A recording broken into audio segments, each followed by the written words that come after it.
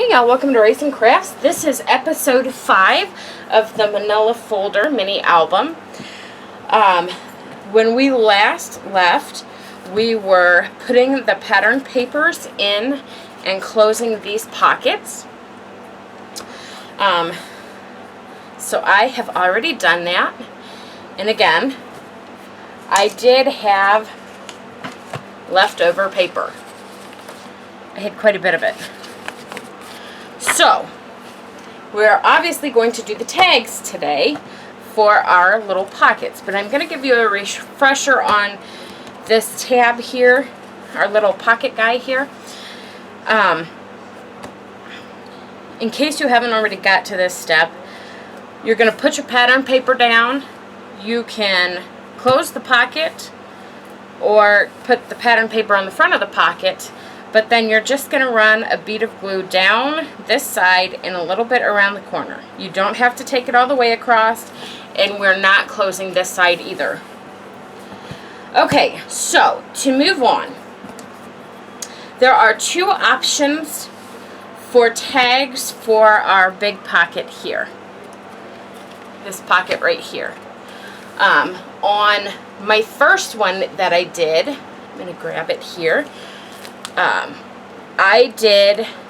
I used a cut file from Miss Kate Cuttables. It was the Christmas tag, and I resized it to 5.5 by 6 3/4 inch for this. But I understand not everybody has a silhouette that they can do that with. But that is an option.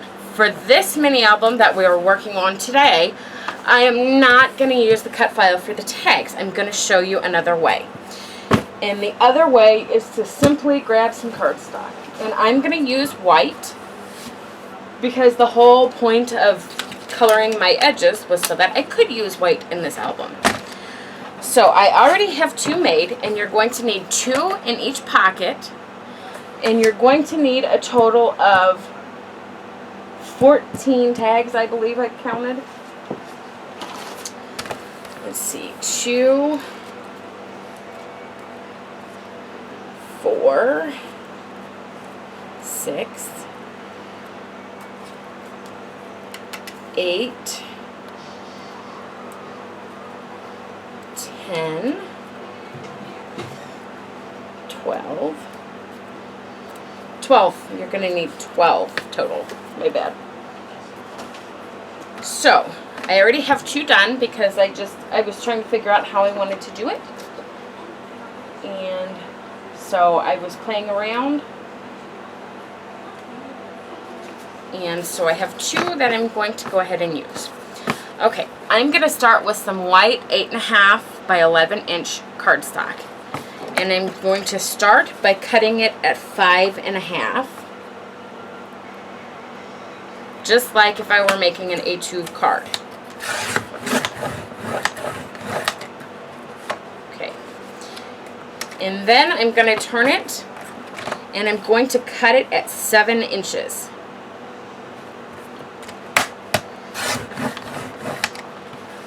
And these little white pieces here, I don't know if we're going to use them or not. I threw the first ones in my recycling bin. But you can just hold on to them. Maybe you can find something to do with them. And then I went ahead and rounded all 4 edges because I think that rounded edges slide in the pockets easier. So there I have 4. And so I'm going to make another cut at 7 inches on these. And again, I'm going to round them.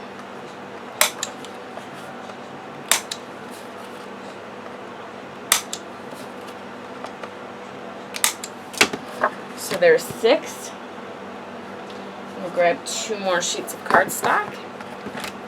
And again, on the 11 inch side, I'm going to cut them at 5.5.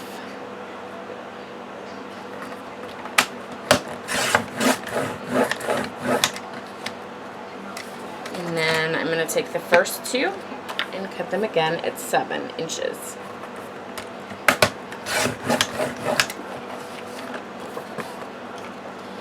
And around the corner.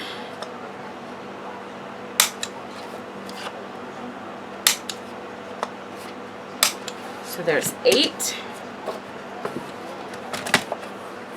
And these will be 10.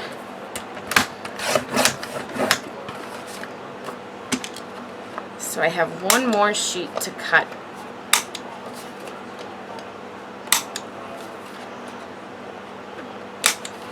In round.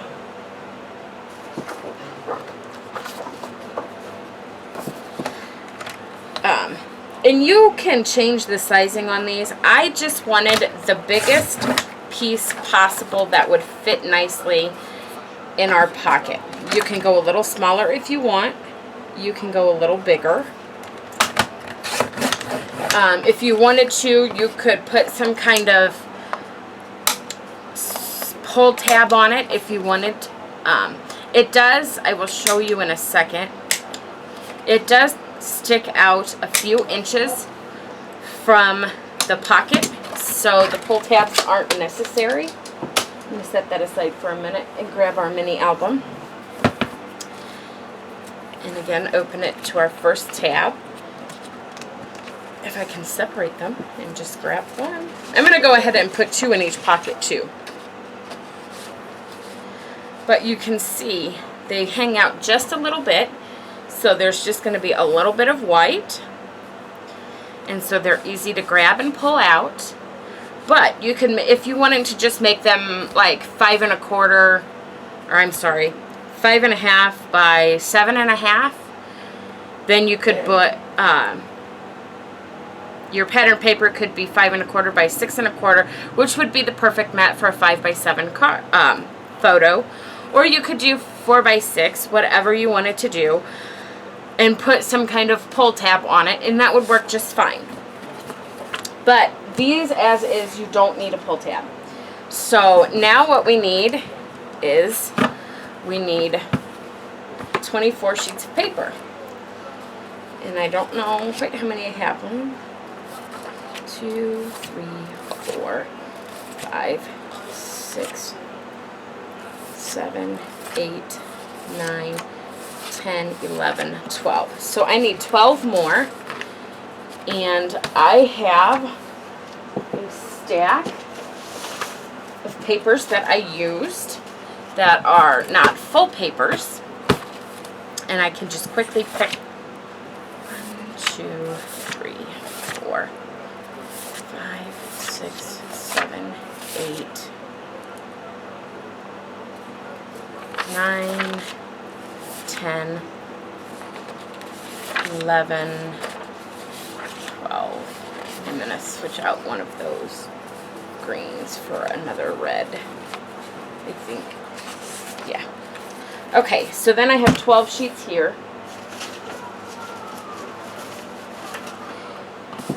To make up the difference. And I'm thinking, I haven't measured yet, I probably should make sure that these I think are, yeah, they'll need to be cut down a little bit. So what we're going to do is we're going to start with our leftover pieces from our pages, and we're going to cut them down to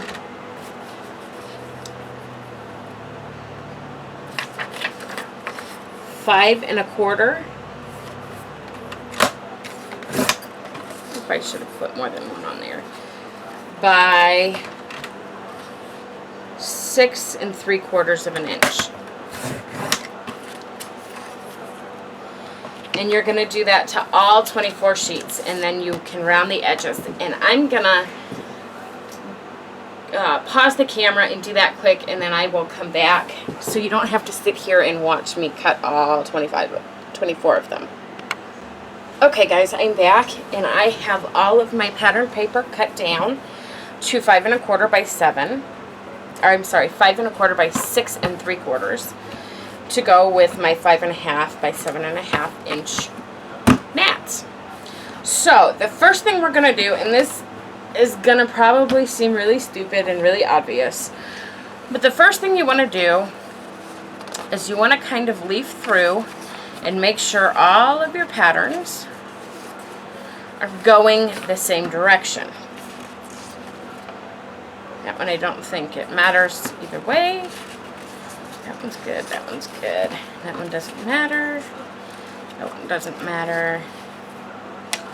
That one's good. That one's good. Because the worst thing that could possibly happen as you're running through these, putting them on tags, is that you get one side on the right way and the other, like this one, is upside down. So I try really hard when I'm doing tags like these where there's nothing denoting direction. Like with the ones from my other album, it was very obvious which side was the top and which side was the bottom. With these, it's not as obvious. So as I go through and glue these on, and again I'm just using some art glitter glue. It's my favorite wet glue,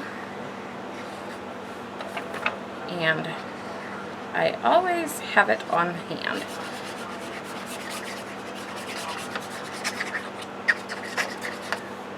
Okay, so I'm going to go ahead and stick that on my first tag. And I get it lined up, and I'm going to set my extra tags aside. Okay, so I always flip it that way and pay explicit attention to the direction I'm flipping.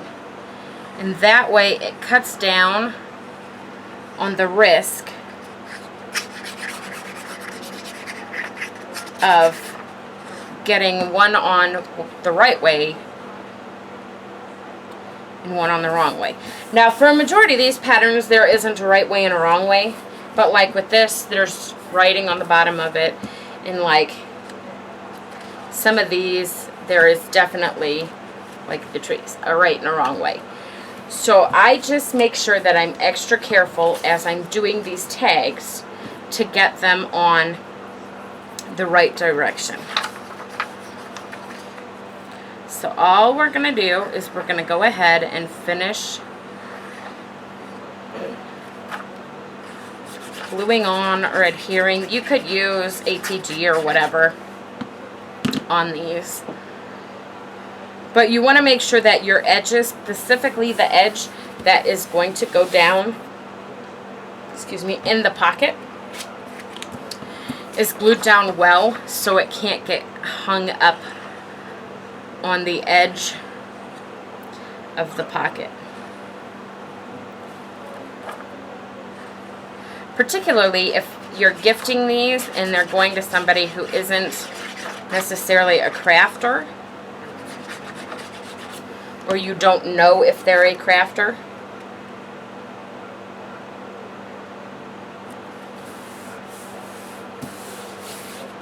Because they won't think to double check and make sure that it's not going to get caught up on something. So I think that's where I'm going to stop, because essentially all that is next, the next part is decorating and making tags and pockets. I will go ahead and finish this, and then I will come back and I will show you guys how to make little photo sleeves. No, we'll go ahead and do that on another video. I'm going to show you how to, I'm going to grab this other one, how to make this feature here, except I'm not going to make the little book. I'm just going to make individual pieces. And I'll show you how to do this with the border. And I will also show you how to make, it's pretty self-explanatory. Where did it go? It's in here somewhere.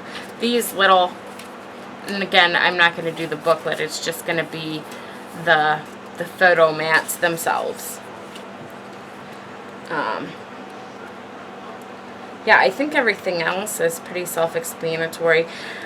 With these frames, I did use a Miss Kate cuttable. And if I were doing these again, I would resize them to, I think they might fit a 4x6 picture. But if you're doing these and making a frame or using, if you've got that, I would make sure that the frame was at least 4 and a probably the outer edge is 4.5 by 6.5, so a 4x6 picture would fit nicely in there. And I think everything else is pretty self-explanatory in here. So yeah, I will come back and show you how to do this border, feature, and the photo mats. So I will see you guys next time. Thanks for stopping by.